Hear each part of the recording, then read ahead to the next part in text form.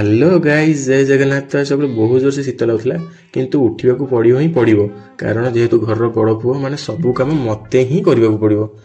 हौ उठला पर video editing करी अपलोड कला ब्रश करने को छात उपरू पड़ेली जेहेतु विंटर सीजन मॉर्निंग व्यू किसी निरा थाए। हाँ आम छात उपरू कोणार्क सूर्य मंदिर भी ठीक से देखा जाए। से बहाना गचरे पानी भी दिगला जेहेतु एवं चलती शीत ऋतु से बेसी किसी फुल फुटी नाला बट गोटे गोलाप फुल ही फुटी। देन मु तलू को पलि आसली भाई की छाड़ा को लेकिन गली स्कूल जेहेतु आज थी शिशु दिवस।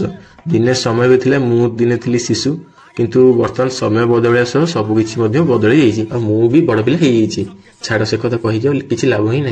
भाई को स्कूल छाड़ी आसवा बाटर घर पर माछ नहीं पलि आसली माछ को मम्मी हाथ में हैंड ओवर कर मु पलैली फ्रेश होगा। देन फ्रेश होगी आसला भाई को स्कूल आने गली आसला टीवी ऑन करके म्यूजिक प्ले कली। देन मम्मी खाइबा को डाकिले मम्मी मु आ भाई बसीगलु खाइबापी म्यूजिक को शुणी शुणी खाइबार मजा नेलु।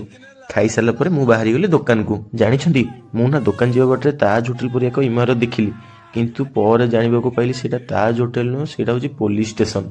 तो आज वीडियो मुझे एंड कुछ रही। जय जगन्नाथ।